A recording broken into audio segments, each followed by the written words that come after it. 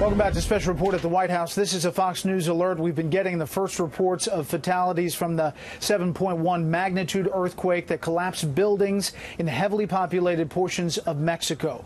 Right now, at least 61 people are confirmed dead. As we said, that number is rising and has been throughout this show. The U.S. Geological Survey says that quake was centered about 76 miles southeast of Mexico City. This is also the 32nd anniversary of a devastating earthquake that killed thousands and left parts of Mexico City in ruins. Let's go live now to the phone from James Blears. He's a GRN reporter. He is a few miles from Mexico City. James, what do you know? And paint a picture for us down there.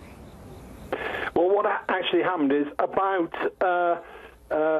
1:20 local time it struck. I was in a taxi near to Mexico City. The ground wobbled. It was like a wave, it was like really being on top of a jelly.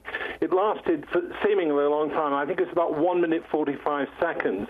And then chaos. Hundreds, thousands of people fled out of buildings. There's been structural damage in Mexico City, but far worse to the south in Cuernavaca, about 50 miles, 60 miles to the south of Mexico City, and even more damage in Morelos State, which is where Cuernavaca is the sort of capital of that place. And this is, as you said, the 32nd anniversary of the massive earthquake which killed 10,000. People just couldn't believe that on the 19th of September we're getting another one. And of course, on September the 7th, we had this huge 8.1 earthquake which has killed 100 or more people in the south. So we seem to be getting quake after quake after quake. Yeah. You know, James, that city, Mexico City, is located on this soft foundation, apparently, this dried-out lake bed, and it amplifies, we're told, the motion of those quakes. As you say, this is two in a row there.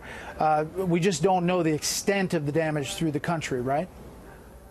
Well, Mexico City buildings have been damaged, but the main damage is to the south of us in Morelos State and Cuernavaca. But the death toll is certainly going to rise, and it was a very powerful quake. Sometimes you think, oh, 8.1 is more powerful, but it's sometimes the actual duration. This one lasted a long time.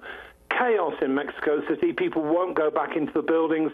From where I was, which is about 10 miles outside where my office is, it took me 15 minutes to get there this morning. It took me 3 hours to get back this evening, and people are very scared, very, very frightened indeed. And the President of Mexico has told people to get off the streets so that emergency services get through. There are people trapped.